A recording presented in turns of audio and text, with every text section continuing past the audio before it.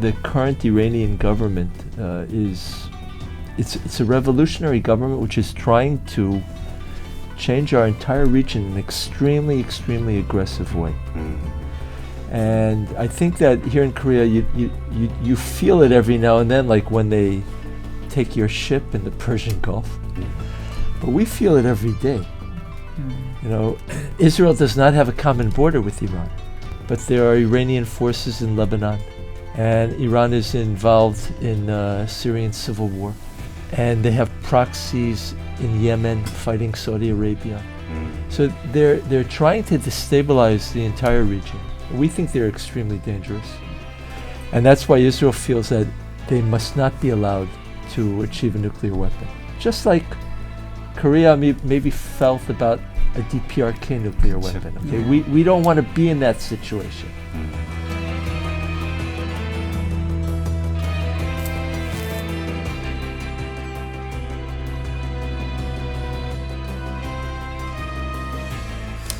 압도적 경제 콘텐츠 삼프로TV의 악권. 안녕하세요. 삼프로TV의 권순우 취재팀장입니다. 안녕하십니까. 삼프로TV의 류종훈 기자입니다. 아, 유 기자 휴가 잘 갔다 오셨습니까? 네, 갔다 왔는데 오기가 싫었어요, 사실은. 원래 휴가는 한번 가면 돌아올 수 없는 네, 마음이 떠나버리죠. 올해 희망이 없습니다. 예. 이제 열심히 또 일을 해야 되겠죠. 해외 좀 갔다 오셨어요? 저는 이번에는 제주도랑 제주도. 부산, 대구 이렇게 여러 도시를 찍고 왔습니다. 그러니까 요즘에 해외 나가기가 힘들죠. 워낙 많은 분들이 나가시다 보니까. 그러니까요. 그러니까 뭐 어제 오늘 얘기는 아니지만 해외에 대한 이야기들은 정말 많은 분들이 관심을 가지게 되시는 것 같아요. 근데 우리가 생각해 보면은 우리가 과연 그 나라에 대해서 객관적인 시각을 가지고 있을까?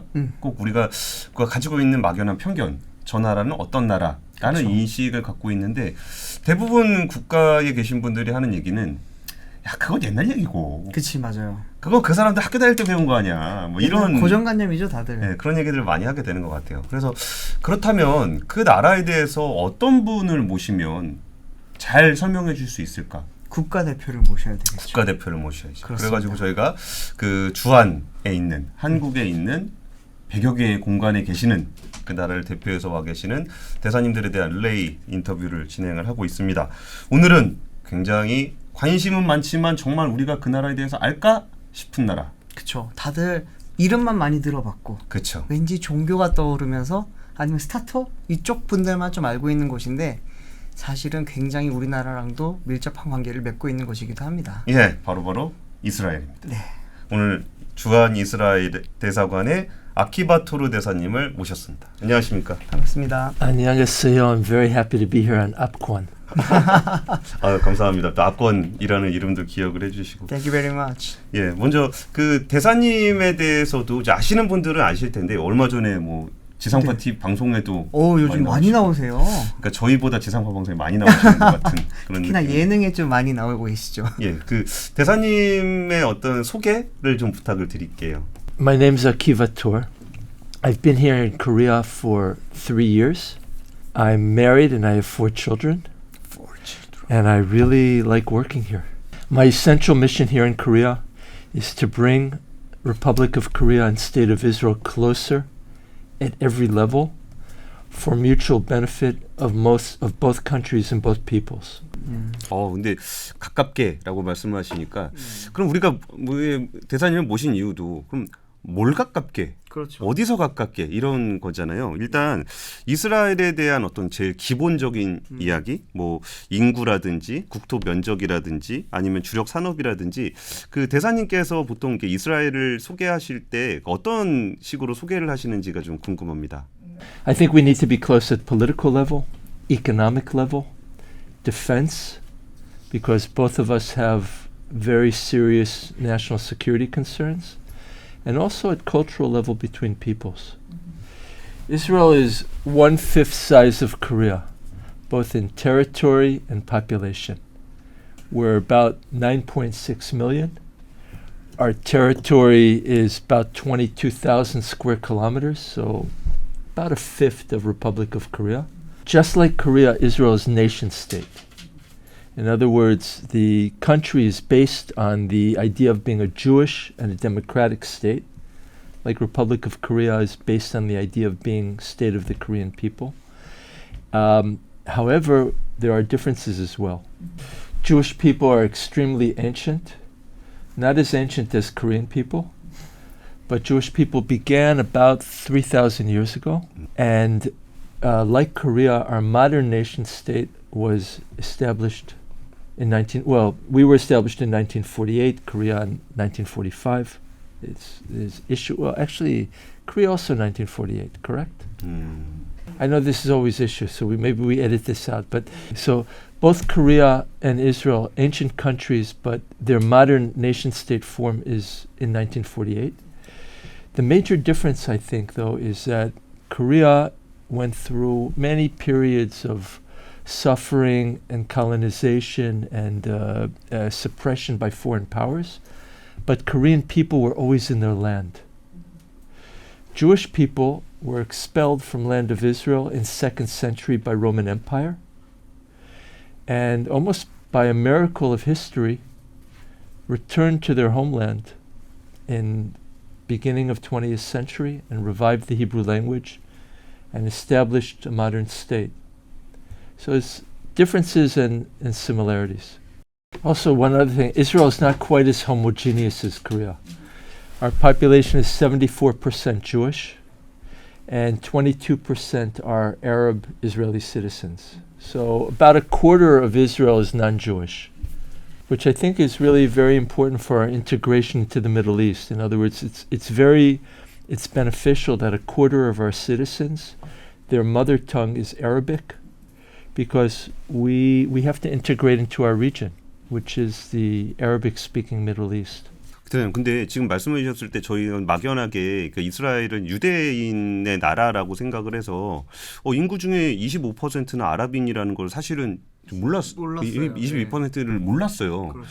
근데 그러면 우리가 막연하게 이스라엘은 아랍 사람들하고 사이가 안 좋은 거 아닌가라고 생각을 하고 있는데 이스라엘은 국가 안에서 그 유대인들과 아랍인들의 관계는 좀 어떤지가 좀 궁금해요. You know, look, whenever you're not 100% homogeneous, so you have an internal pressures, about the identity of the state. But on the other hand, not being all the same also has its advantages. It forces you to see things in new ways. Yeah. So, according to our self-understanding, Israel is Jewish, but also democratic. In other words, the country defines itself as expressing the nation statehood of the Jewish people, the only such country in the world. On the other hand, Israel is democratic, which means that every one of Israel's citizens is completely equal under the law. Yeah.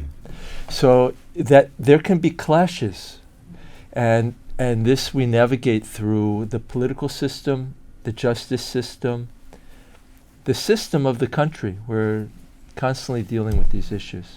So, for example, my deputy ambassador is an Israeli Arab Muslim woman. Oh. But I feel like our work is seamless. In other words, we're accepting each other completely as equal citizens. But like all good things, it's a little bit complicated. 근데 그러면은 이제 이스라엘의 문화적인 특징에 대해서도 좀 궁금해지거든요. 사실 유대교의 나라, 유대인의 나라인 줄만 알았었는데 다양한 민족도 있다고 하고 또 들어보면은 역사적인 그런 것도 길고 하다 보니까 정통도 있을 것 같고요. 문화적 특징이라든지 뭐 대표적인 음식 또는 뭐 종교 뭐 이런 것도 조금 설명해 주시면 좋을 것 같아요. I think the deep culture of the Jewish state of Israel is defined by Judaism as a culture. But Judaism itself is kind of unique because it's a religion, but it's also a peoplehood. It's also a nationality. To a certain extent, it's an ethnicity. But primarily, it's the idea of the Jewish people. And the Jewish people, since the 2nd century AD, they're a world people because Jews were dispersed all over the world. Europe, Middle East, North America, Latin America. And yet we're all joined by kind of a story. A story is that we're an ancient people. Jews can believe in God or not believe in God, but the Bible is still the national book. In other words, this, for many Jews, it's the book that was given to Moses on Sinai. But for other Jews, it's the book that the Jewish people wrote about themselves. But in any case, it's our book, it's our story. And I think this is like the extremely deep culture of Israel. 근데 그런 기반으로 하게 되면은 이제 국가 내에서 이제 어떤 과거의 역사라든지 그런 거는 이제 문화나 뭐 명절이라든지 축제라든지 그 뭔가 이스라엘 사람들이 이제 생활 속에서 그런 역사적 배경을 가졌기 때문에 가진 뭐 문화라든지 축제라든지 이런 것들이 좀 있을까요? I feel at home in Korea because we're like the Koreans. Like we have a story about ourselves. You know, we know that we're new and also very old, and we have this story about ourselves that we all share, and this I feel very similar. Also, we have lunar calendar, and many of the Jewish holidays in the Bible are agricultural, 예. like in Korea. So Chuseok, 예. always, except for Jewish leap year, it falls on Tabernacles, which is biblical holiday of gathering. So we have many things which are really similar. The big difference is in food, because most of the Jewish kosher rules appear in the third book of the Bible, in Leviticus chapter 11. And pretty much most of the Korean staple foods aren't kosher. So for example, like, fish. According to the Bible, a kosher fish is a fish with scales, like a tuna or a mackerel or a salmon. But anything that does not have scales is not kosher. So octopus, squid, shrimp, clams, all the delicious food on Jeju Island, mostly not kosher. 근데 코셔 푸드는 좀 익숙하지 않은 것 같은데 코셔 푸드가 뭐예요? All right, so it's a couple rules. All kosher food is halal, but not all halal food is kosher. Quran rules of diet are less restrictive. For Muslims eat all fish, but I'll give you the rules real quick. Okay, kosher animal. Kosher animal has split hoof and chews its cud. So cows, sheep, deer, kosher. Pigs, horses, camels, not kosher. Birds of prey, eagles, buzzards, or vultures, or birds that eat dead bodies, not kosher. But what we call poultry, like chicken, ducks, geese, are kosher. And fish, like I told you, fish with scales, kosher. Without scales, not kosher. We have two other rules. An animal has to be slaughtered by a kosher slaughterer. In other words, it has to be slaughtered by a Jewish person, but there's specific rules for it to be as painless as possible. And also, we don't eat blood. So all meat has to be salted to extract blood. And finally, we don't mix dairy and meat. Dairy and meat, strict division. Cheeseburger can never be kosher. The idea is that that which the animal gives you, you should, it's improper behavior to cook it in the same thing that it gives you. 대사님, 그런데 그거 다 지키고서 먹으려면은 메뉴가 별로 없을 것 같은데 대사님은 어떤 음식을 좋아하세요? I like all food, but if it's not kosher, I won't have a good time. I'm not going to eat it. So it makes it a little bit difficult in Korean restaurants, but I still manage. I think that I have good sense of Korean spices, tastes, both in vegetarian restaurants or, noodles are kosher, ramen can be kosher. So I think I have a good sense of Korean food, even though I don't know what octopus tastes like. Kimchi can be kosher if it's made with anchovy. But not with shrimp. I asked a colleague, I said to a colleague who served in Korea, I said, I oftentimes try to arrange meal with only kosher fish, and somehow there's always shrimp on the plate. And he said to me, yeah, because the Koreans are making much sense and they don't understand our rules. if you eat from the ocean, so you eat from the ocean. What do you mean you eat this from the ocean? You don't eat that from the ocean. But it's in the Bible. So it's our rule. I'm used to it. I've been observant Jew since I'm a child. My father was a rabbi. So for me, it's just second nature. But you know, there's a kosher Korean restaurant in the old city in Jerusalem. They have good business, and there's there's Korean food available in Israel. There's a lot of interest in Korea and Israel. 이 음식이랑 문화 이야기는 좀 많이 들어본 것 같은데 이스라엘의 산업 구조 같은 건 또 어떤지 좀 궁금하거든요. 어떤 산업이 또 주로 있는지 또 어떤 게 또 주력 산업인지. 항상 그 이스라엘의 과거에 대해서만 공부를 하고 종교, 현재 이스라엘 분들이 어떻게 살아가고 계신지를 너무 모르는 것 같아요. Israel economy is primarily driven by high technology. High technology is the tax base of the country, and it's the backbone of the, like you have the miracle on the Han, we also have the Israeli economic miracle. We call it Silicon Wadi. Wadi is a dry riverbed in the desert. So that's what we call Israel. Silicon, not Silicon Valley, but Silicon Wadi. And Israel is innovation powerhouse. After United States and China, Israel has the most number of high technology companies on NASDAQ, and we're world leader in everything having to do with software, chip design, increasingly also artificial intelligence. We have national program like Korea in quantum computing. We want to lead in quantum computing, like Korea also wants to lead. But the strongest part of the Israeli economy is R&D, high technology innovation. 와, 그 나스닥 상장 기업 중에 미국, 중국 다음으로 이스라엘이라는 얘기는 저는 사실 그 사전 인터뷰 때 알았어요. 근데 이게 사실 이스라엘이 그쪽 지역을 생각하면 이제 하이테크가 잘 떠오르진 않거든요. 근데 이스라엘에 이렇게 하이테크 산업이 발전하게 됐던 어떤 배경에는 어떤 부분들이 있을까요? But that's exactly the difference between Israel and Korea. We don't have chaebols. We don't have large companies. We have startups. We have thousands and thousands of startups.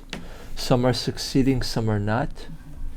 And we have R&D centers of the major firms. Microsoft, Google, Intel, also Samsung are all doing innovation inside Israel. Because the Israeli engineers are doing something which is unique, which can't be done almost anywhere else except maybe in Silicon Valley in California. For example, there isn't an Israeli Samsung or Hyundai or Pasco. We don't have enough people. We don't have enough land. We don't have any energy. Or we do have now some natural gas, but we're like Korea, we're without these things. Therefore, Israeli economy is primarily focused on what it can create through intellectual capital. So, for example, the Android phone, the key components of the optics and the software of the camera were developed in Israel. And I always say that if Korea will win the race to have the lead autonomous vehicle, it will be because of Korean engineering, design, production, and global marketing, plus Israeli innovative, disruptive software that is solving problems that haven't been solved anywhere else. I said that the Android camera was designed in Israel. 선생님 말씀 들어보니까 우리나라도 하이테크에 관심이 많고 이스라엘도 하이테크 기반이 지금 잘 돼 있는데 의외로 우리나라 기업들이 이스라엘하고 뭐 되게 긴밀하게 뭘 한다는 얘기를 많이 들어보진 못한 것 같아요. 협력 관계를 맺었다든지 이런 거는 많이 들어보지는 못한 것 같긴 하거든요. 그런 것의 원인은 뭐 어떤 거라고 좀 보세요? Look, I think this is really, you're pointing to a very serious challenge. If we look at the economic relationship between Israel and Korea, there's many positive things, but at the end of the day, it's underperforming. Bilateral trade is only 3.3 billion. Frankly, it should be at least 10 billion per year. Their Korean investment in Israel is maybe 1/10 of Japanese investment in high technology companies. That's a significant lack that I think we need to overcome. I'll give an example. Samsung has R&D center in Tel Aviv with little bit less than 400 engineers. Microsoft Design Center in Israel is 4,000 engineers. 4,000. For example, Intel chip company, Intel was going through a very difficult time about 25, 30 years ago with developing innovative chip design. They were saved by their innovation center in Haifa, northern Israel, which came up with the design for the dual-core processor. It saved Intel. So this is why I think that a deeper engagement is so important for us. The relations between Israel and Korea are good, but in truth, they lack intimacy. 그러면은 혹시 좀 대사님께서 추천해 주실 만한 아니면 소개해 주실 만한 그런 이스라엘의 뭐 스타트업이라든지 아니면 좀 뭐 하이테크 기업이 있을까요? 저희는 사실은 뭐 자동차 분야에서는 모빌아이라든지 라이다 기업의 뭐 이노비즈라든지 이런 회사들은 조금 알긴 해도 아직까지 이스라엘 기업이라고 하면은 딱 떠오르는 회사가 많지는 않거든요. Okay, for example, Mobileye.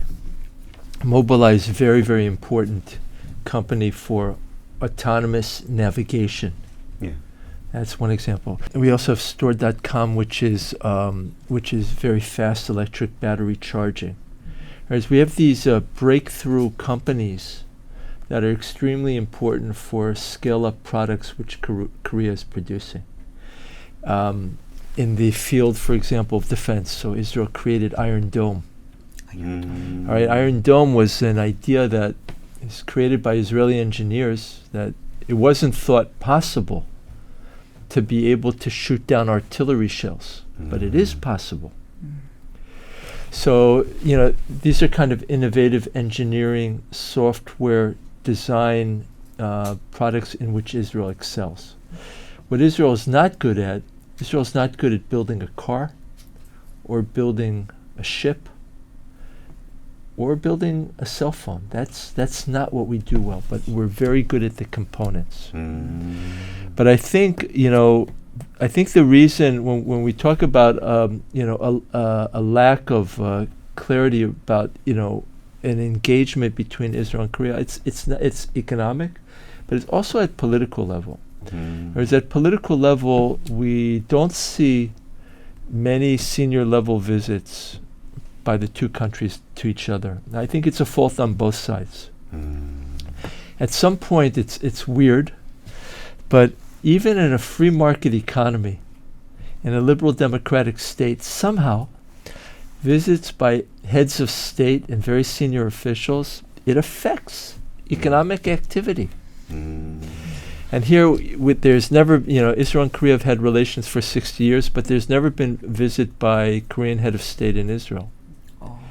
So this is something that I really, really hope will happen, because I think it will do a lot to energize and deepen our relationship in a way which is mutually beneficial. But we also have some very positive things done by governments on both sides. We have free trade agreement, which is actually Korea's first and only free trade agreement with any country in the Middle East. And Israel's FTA with Korea is Israel's first FTA with any country in Asia. Yeah. So we are doing something significant to look for each other. And I think that we can already feel some of the effect of the FTA. 네, 대사님, 제가 뭐 고위 관료는 아니니까 제가 정부를 대변하는 건 아닌데 아무래도 그 이스라엘과 굉장히 고위급 교류가 많이 없다라는 부분에서 이게 중동의 이제 다른 국가들과의 관계를 좀 신경을 더 쓰는 게 아닌가 싶어요. 예를 들어서 뭐 사우디 네옴시티 프로젝트에 우리나라 기업들이 좀 나간다거나 그런 게 좀 있는 것 같은데, 사실 그 이스라엘 입장에서 중동 국가들과의 이스라엘 관계는 지금은 어떤 관계를 형성하고 있다? 그러니까 좀 중장기적인 측면에서 어떤 관계를 형성해 나가고 있다고 보시나요? Well, Mr. Kwan, thank you for asking this question. I think the Middle East has been transforming for a long time, and it's been going on for a number of decades. Israel made peace with Egypt in 1980, with Jordan in 1995, and in the last 3 years, the Abraham Accords have brought about formal relations between Israel and United Arab Emirates, Morocco, Sudan, Bahrain. And I think that diplomatic relations between Israel and Saudi Arabia are a matter of time. It will happen because it's in the deep national interest of our states for it to happen. The Sunni states basically are moderate Islam, moderate regimes, moderate monarchies. They find themselves in a situation of opposition towards the Shiite, very, very aggressive state Iran, which wants to develop nuclear weapons and wants to project Shiite expansionism everywhere and really wants to dominate the entire Middle East. So that drives an immediate, that's exactly what's causing a Sunni-Israel alliance, or that's what's bringing us close together. And it doesn't seem like it's going to change anytime soon. So for this reason, there's a whole realignment in the region. I'm not sure that Korea is adequately or really sees this, because you're quite distant. But we're not in 1970. We're in 2023. Saudi Arabia, I don't believe, would have any problem with a deep economic or political engagement between Korea and Israel. I don't think that they see it as opposed to their foreign policy or their interests. I mean, I think that any fears in this way are imagined fears from the distant past. 근데 그 최근에 그 사우디하고 이란하고 또 이제 좀 가까워지는 모습들을 좀 보이고 있는 것 같은데, 그게 전반적으로 이스라엘을 비롯한 중동에는 어떤 영향을 미칠 거로 보세요? So, they've recently, Saudi Arabia and Iran have renewed diplomatic relations. In our view, that's just an attempt to manage a crisis from Saudi perspective. In other words, they feel that it's right to have some sort of diplomatic tool which enables it, but there's not going to be a transformation of that relationship, because fundamentally the Iranians believe that the monarchy is probably in their eyes it's not legitimate, and it's doubtful if they even think that Sunni Islam is legitimate, and but by its nature the current Iranian government it's a revolutionary government which is trying to change our entire region in an extremely, extremely aggressive way. And I think that here in Korea, you feel it every now and then, like when they take your ship in the Persian Gulf. But we feel it every day. Israel does not have a common border with Iran. And the border is maybe 1,000 kilometers distant. But there are Iranian forces in Lebanon, and Iran is involved in Syrian civil war, and they have proxies in Yemen fighting Saudi Arabia. So they're trying to destabilize the entire region. We think they're extremely dangerous, and that's why Israel feels that they must not be allowed to achieve a nuclear weapon, just like Korea maybe felt about a DPRK nuclear weapon. Okay, we don't want to be in that situation, and we'll do whatever we can to prevent it. 지금 계속 짧게 말씀을 주시긴 했는데, 그러면 이스라엘은 이란의 핵에 대해서는 지금 어떤 입장을 좀 갖고 계신지 말씀해 주실 수 있을까요? Well, first of all, by the way, I want to remind, Israel doesn't have any point of conflict with the Iranian people, the Persian nation, which is also an ancient nation. And until 1979, Israel had diplomatic relations with Iran. El Al, Israel National Airline, flew to Tehran. And also, there are many Persian Jews. In other words, we had an Israeli president and chief of staff who were Jews who were born in Iran. But since the Islamic Revolution in 1979, we have an intractable enemy there. And we believe that the Iranians, in their heart of hearts, believe that Israel has no right to exist. And therefore, our national security doctrine is that we will do whatever is necessary in order to prevent Iran achieving a nuclear weapon. I think there'll come a day when we'll have peaceful relations with Iran, but I think when there's change of government there. But you know, countries like Israel and Korea, we have no choice. We have to look at the world as it is. We have to deal with the reality as we confront it. 지금 사실 한국 같은 경우는 이제 그 통상 환경 변화에서 미중 사이에서의 고민이 굉장히 많아요. 그러면 이게 사실 이거는 요 한국만의 이슈가 아니라 글로벌한 이슈인 것으로 보이는데 러시아 우크라이나 전쟁 이후에 그 이스라엘은 통상 환경 변화에 따라서 어떤 영향을 좀 받고 계신가요? First, we're in a similar dilemma to Korea. We're not a superpower. We're maybe a middle power, trying to find our way among very big whales that if we move the wrong way, we get crushed. So we find ourselves also in similar situation to Korea regarding Russia-Ukraine conflict. First of all, we support Ukraine. We believe that the invasion of Ukraine was illegal, without any basis, and we think it's completely wrong.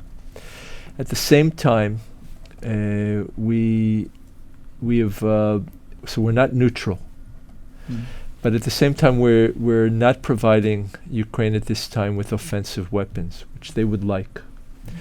We have, very serious issues that not everything that I can speak about right now. But Russia is in our region. Russia is in Syria, and we have to find a way to negotiate this very difficult situation. Sure. Yeah. This is another example, hint, where the Israeli foreign policy and the Korean foreign policy have areas of similarity. But I would say that, like Korea, also Israel is the fundamental policy orientation of Israel is always going to be pro-Western and pro-American. It won't change because of historic reasons, but essentially because of a values question. We identify with the values in the American system: openness, freedom, human rights. That's not going to change. And I think this is another point that connects us. In other words, both Israel and Korea have unique security relationship with the United States. And it's another thing that can join us as well. 그 참 난처한 상황이라는 것과 비슷한 것만큼 난처한 국가들끼리 좀 협력을 좀 잘해서 우리의 좀 입지가 좀 생겼으면 좋겠네요. 그러니까 이야기를 들으면 들을수록 한국과 이스라엘이 좀 비슷한 점이 점점 많은 것 같이 그렇게 느껴지는데, 또 이스라엘 이야기를 하다 보면은 빠질 수 없는 이야기가 결국에는 또 팔레스타인 이야기지 않나. 여쭤봐도 되나? 근데 좀 괜찮으실까요? 네, 좀 약간 예민한 문제일 것 같긴 한데. Well, so it's quite complicated, and maybe it's a topic that we have to do in our next broadcast, which I'd love to do. Essentially, look, the Palestinians are our neighbors, and we need to find the way to live next to each other. And we're not such happy neighbors, but it could be worse. And I think something which Korea can understand very well is it's not every problem can be solved. Sometimes we have to be able to manage a difficult situation. So the central problem is the Palestinian Authority, which is the legal Palestinian government in the West Bank, or Judea, Samaria. We recognize it as a Palestinian government. But what they would require for a full peace treaty, we believe we cannot offer. And what we believe that we can safely offer in terms of territorial compromise, they will not accept. So we have an issue which can't be resolved, but it doesn't mean that we can't manage our relations. We have a separate problem in Gaza, which is ruled by Hamas, which is Islamic fundamentalist principle and Palestinian national movement. They themselves are in opposition to the Palestinian Authority. So within the Palestinian people, there's also a civil war. It's very difficult for us to manage, but we manage. And I think what I really feel about Israel and Korea is that even though, when we look at some of our situation, it's not so pleasant. I don't think that we allow ourselves to become victims. We say, okay, this is the situation. Korean Peninsula is divided. Israel unable to achieve peace fully in its region and with our neighbors. Nevertheless, how we live and conduct a successful state. 그 말씀 좀 인상적이었던 것 같아요. 이스라엘 팔레스타인 문제를 보면은 저 문제를 어떻게 푸나. 그러니까요. 근데 오히려 진짜 거기에 우리도 이제 북한하고의 문제를 했을 때 생각해 보면은 이 문제를 어떻게 그냥 한 번에 풀릴 수 있는 방법은 사실상 없다라는 거를 우리는 서로들 인정하고 있잖아요. 그래서 어떻게 하면 평화롭게 지낼 수 있는가가 우선되고 있는데 사실 이 주제는 아까 그 대사님 말씀하셨던 대로 기회를 주신다면은 이 주제로만 가지고 이제 다른 전문가분들과 함께 한번 이야기 나눠보는 것도 좀 재밌지 않을까 싶어요. 근데 우리가 너무 이제 과거 얘기 또 자꾸 돌아가게 됐는데 우리 이제 지금부터는 좀 미래지향적인 얘기를 한번 나눠보이죠. 이스라엘 국민들은 한국에 대해서 어떤 인식을 가지고 있다고 이야기해 주실 수 있어요? I think Upquan and 3Pro is really growing. It's a very good thing for democratization of the way news and international news is done. And I want to invite you to Israel. I don't know, maybe possibility. Be the first country to have Upquan visit. Why not? Yeah, it'd be kind of cool. Yeah. Israel is going to be a very thriving state. We have a little bit of an opposite problem of Korea. Our population grows very quickly, where fertility rate is 3.1. So Israel is fastest growing population of OECD countries. I think our economy will continue to grow. We'll have many challenges. Israel's peaceful relations with other Arab states will continue. But we will also continue to have very significant security challenges in the region. They won't go away. I believe that our relations with Korea can and will deepen. 저는 이제 저런 앞으로 말씀하셨던 그런 이스라엘의 미래에 한국이 함께 했으면 좋겠는데 또 작년에 또 한국이랑 이스라엘의 FTA도 맺었잖아요. 예. 앞으로 좀 어떤 뭐 산업이라든지 어떤 분야에서 좀 교역을 강화를 하실 건지 거기에 대한 좀 구체적인 계획이 있으면은 말씀 주시면 좋을 것 같아요. First of all, I think everything having to do with our joint research and development. In other words, the autonomous car still has to solve very, very significant. We still require breakthroughs in code, how we are detecting where we're going, exactly how we're going to do this. We're not yet there. We can do this together. Both of our countries have to figure out how to shoot down ICBMs. Something that we can think about doing together. I think that in clean technology, blue economy, there's a whole new field where we can work Israel, Korea, UAE together. We can do something very unique. Yeah. Our research universities need to enter into a much deeper relationship. Here also, UAE can help us a lot because the UAE wants to become a research powerhouse. They have a lot of resources for funding this kind of thing.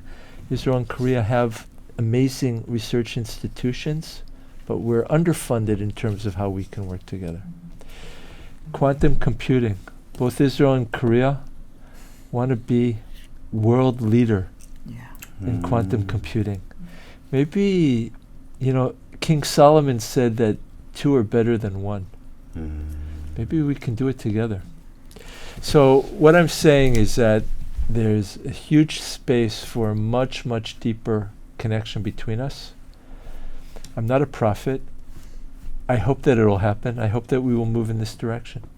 대사님, 이게 사실 이 질문이 이렇게 대사님의 역할까지는 아닌 것 같은데, 뭐 예를 들어서 뭐 UAE라 그러면 이제 무바달라 펀드를 중심으로 해서 뭐 한국에 있는 스타트업들에 투자를 한다거나 아니면 UAE에 있는 기업들을 매칭을 시켜준다거나 이런 구체적인 액션 플랜들이 좀 있거든요. 근데 이스라엘하고 이제 분야별로 협력을 잘했으면 좋겠다라는 얘기는 알겠는데, 그러면은 어떤 액션이 필요한 거지? 라는 부분이 좀 가늠이 잘 안 돼서 그런데 조금 액션 플랜으로 할 만한 거리는 어떤 것들이 있을까요? Both Korea and Israel have special relations with UAE. There's more than 40 flights a week from Abu Dhabi and Dubai to Israel. And there's constant moving. There's huge UAE investment in Israel. It's larger than the Korean investment in Israel by several factors. They know us well, and the relationship is becoming increasingly natural. So yeah, we have a plan. I think that it will be natural that it will focus on something having to do with clean technology, because UAE is a desert country. It's a country that's trying to move away from a petroleum economy. So they have a unique sensibility. They're also an ocean state. And there's many things that we can do, the three of us together, that it's much more difficult for us to do bilaterally. But it requires government to help, because as a catalyst, because it's not a very natural relationship. We don't have a tradition of it. So I'm working on it. 대사님, 이거 되게 자잘한 질문인데 우리 거의 막바지 왔으니까 이럴 때 아니면 물어볼 수가 없잖아요. 네. 그러니까 한국 사람들은 저희가 징병제를 하고 있기 때문에 이스라엘 여자들 군대 가는 문제에 굉장히 관심이 많아요. 맞아요. 이스라엘 여군 유명하죠. 네. 이스라엘 분들은 여성분들이 군대 가는 거, 그리고 군대에서 활동하는 부분에 대해서는 어떤 인식들이 있어요? I have to, I try to be a little careful when I address this issue, because there's all kinds. It connects to internal politics in Korea.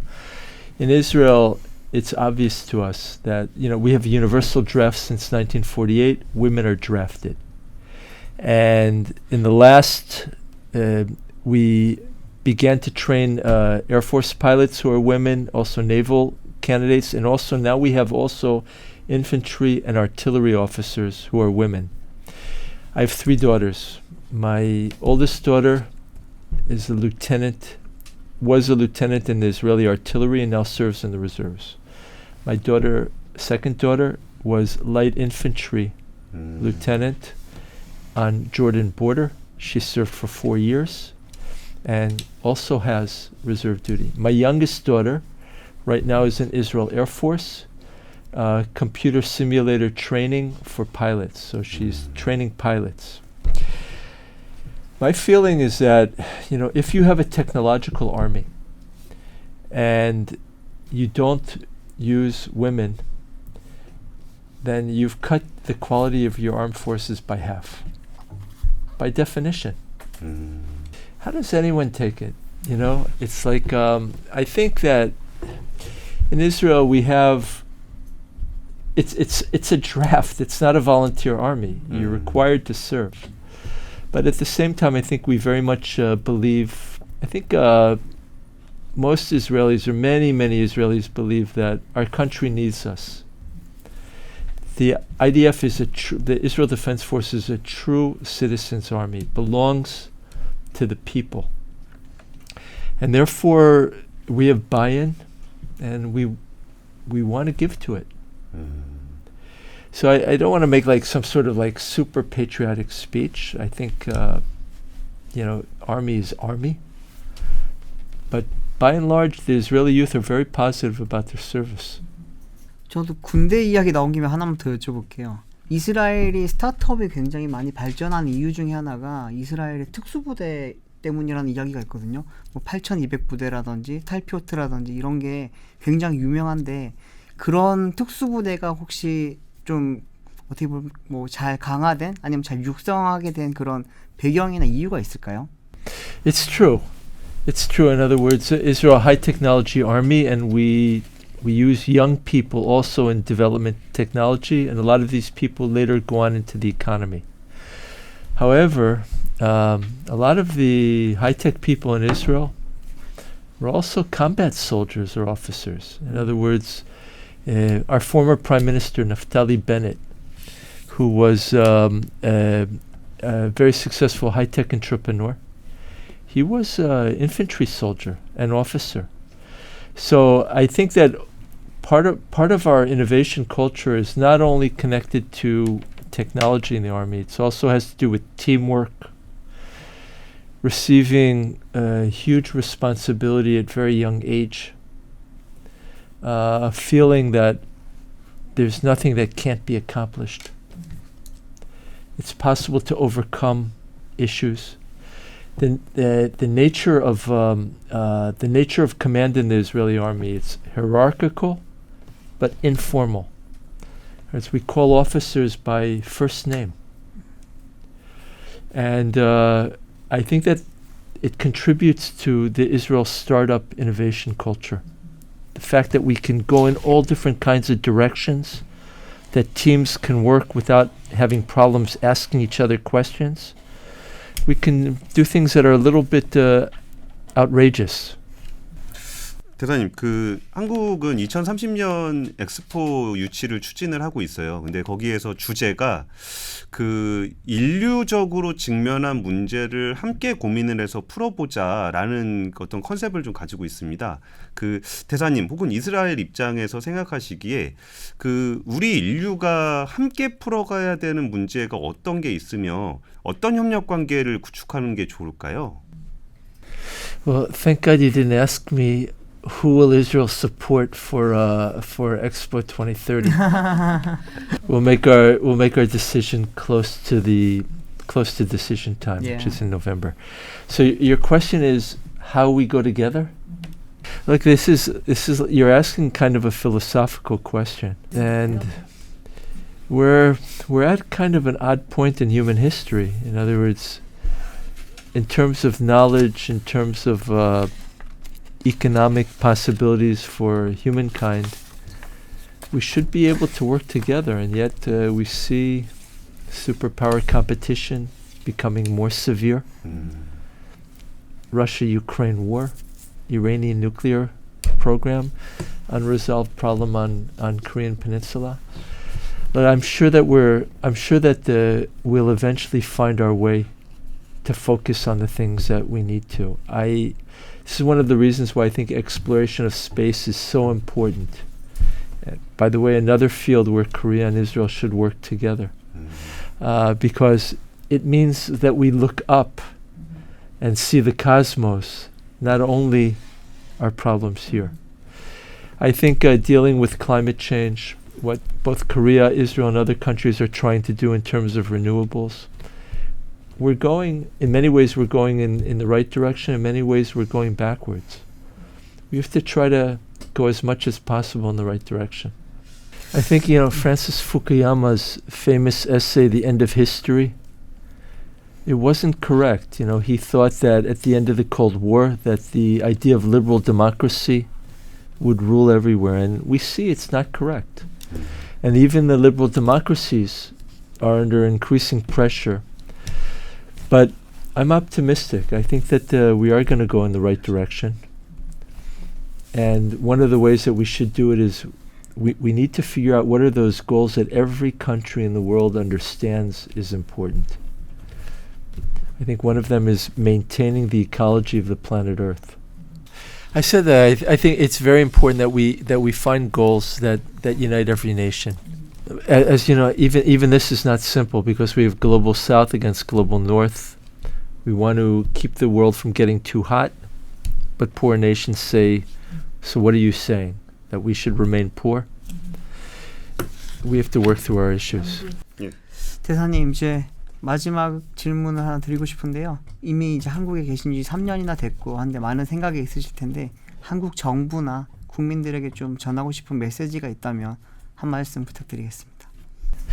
I think I love being here in Korea. I feel very deep connection to the story of this land and desires of its people. And I feel many things which resonate. Koreans, we often think of Koreans are kind of like the Jews of Asia. Why do we say this? I think Koreans, like Israelis and Jews, we have a sense of being very significant culture, not the largest power. We're always dissatisfied. Things are not good enough. Let's help each other. I think that we can grow together. In many, we're never going to be the most important countries for each other because we're 8,000 kilometers distant. But still, there's very many things that we can do together. Let's look for each other. 어떠셨어요? 이스라엘 대사님을 직접 모셔보니까. 좀 생각보다 좀 딱딱할 줄 알았는데 사실 좀 긴장도 많이 했었는데 너무 편하게 말씀도 잘해주셨고 이스라엘이랑 나라와 그리고 이스라엘이라는 그 유대인 한국과 그리고 한국인 좀 비슷한 게 많은 것 같은 느낌이 들었어요. 저도 이렇게 사실 이렇게 이스라엘 문제를 항상 남의 목소리를 통해서 네. 다른 언론을 통해서 보다가 직접 이스라엘을 대표하시는 분께 들어보니까 뭔가 좀 더 가깝게 느껴지고 뭔가 좀 더 많은 고민들이 필요할 것 같고 하는 생각이 들었습니다. 지금까지 그 좋은 얘기 많이 해주신 분은 아키바 토르 주한 이스라엘 대사님이었습니다. 함께 해주셔서 감사합니다. 감사합니다. Thank you very much. Shalom. 샬롬. 샬롬. 감사합니다.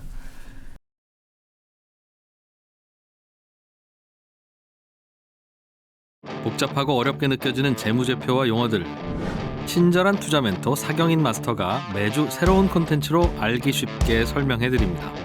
재무제표 분석과 포트폴리오 구성, 뭐 양대 재무제표라고 그러면 대차대조표랑 손익계산서가 있거든요.